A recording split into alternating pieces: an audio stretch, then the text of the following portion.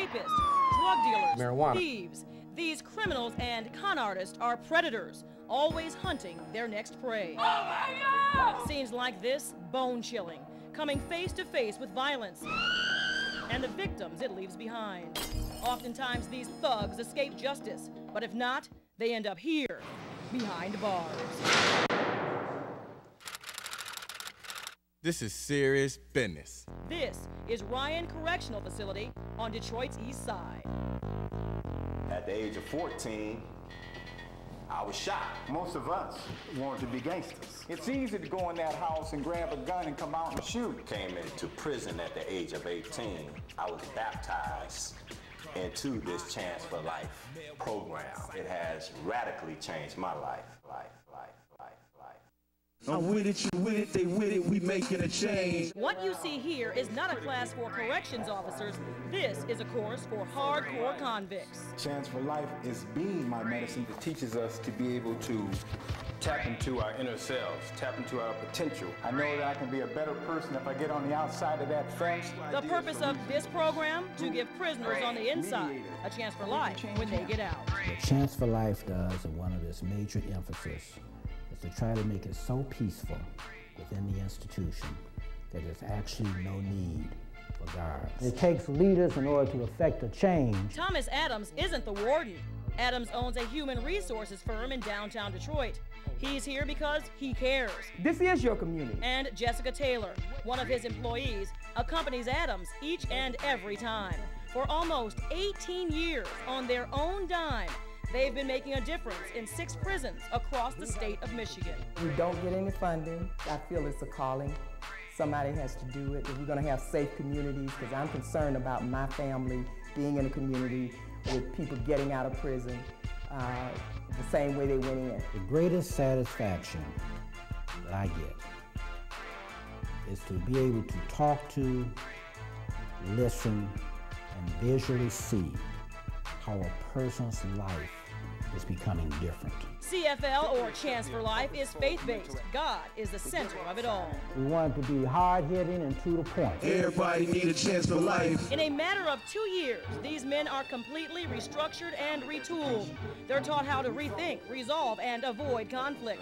They learn how to have healthy relationships, how not to harm, and how to stay out of harm's way. Stops your house from being broken into, stops people from being raped, stops murders from happening. It stops all types of negativeness on the street. We have what it takes through Chance for Life to be what the world needs, because we have been blessed to be taught and trained by some very, very skillful doctors, and Mr. Adams and Ms. Taylor. It's going to be hard to get people to believe that you've transformed. How can a murderer transform? Before coming to prison, many of us did not have the skill set to be able to resolve our problems. Caused us to repress our emotions and become desensitized to the suffering we cause in our very own neighborhoods. All of us have learned that peaceful resolutions is the best resolution. The most important change that must take place is a change in the way we see ourselves and treat each other. What you do right here, right now, is the only way we know if you're going to be effective in the community. While incarcerated, these pupils are practicing what their teachers preach. They've started mediation centers on the inside where peaceful problem solving is key. We commend you for bringing the problem to the Chance for Life Mediation Center. We was pulling guns on each other out on the streets, and we in here the best of friends now, like brothers. Got a problem, try your best to resolve it. Any negativity, don't have no involvement. These students will soon be CFL instructors. Everything the prisoners learn in this program, they'll attempt to pass on to the other inmates. And if or when one day they're on the outside, their duty, spread CFL's message to the masses. A young man will be able to understand that he doesn't need to exercise violence in order to display his masculinity. They might be able to listen to me because I've been here for 29 years. I've walked in their shoes. I've done everything they've done, I've done it probably a little bit better. We'll be able to not only transform our own lives, but help transform the lives of others and ultimately transform our community. The reality is, to stop overcrowding in prisons, many inmates will soon be free to walk the streets. And that is a reality that has lots of people living in fear. But these fellas say there's no need to be afraid. Guys that are in this program, I feel strong enough about it that I will put everything that I have in order to support them to become reacclimated back into life.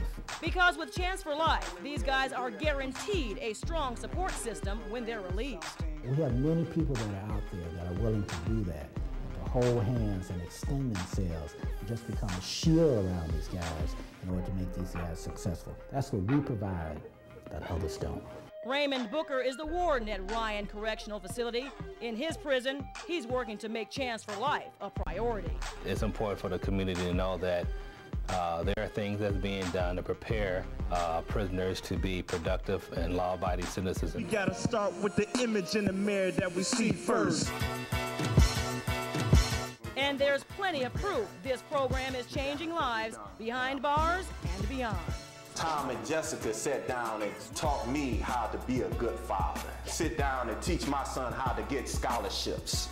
He's in his 3rd year at Michigan State University. Thank God that I had something to give my son and my children so that they won't make the mistake that I have made. For the men who graduate from the Chance for Life program, mistakes are a thing of the past. 10 years ago, Brent Jackson walked out of the prison system, and he's been walking the straight and narrow ever since. Brent is married with 2 children. He's a church deacon and works for a production company, all while going to school full-time. It's been 5 years since Norman Rudolph was released, and Norman's never looked back. He too is a family man. Norman owns a commercial cleaning business. He's a youth basketball coach, and Norman is committed to making time to volunteer. That's what Chance for Life is all about. I'm very proud of these guys, and they're like family. We ask that you continue to bless us and allow us to be the best human beings that we can be. This is a life-changing experience. If you have hope, you have faith, you practice unity and love, it makes you all powerful. I thank God for Chance for Life. On Detroit's East Side, Andrea Isom, Fox 2 News.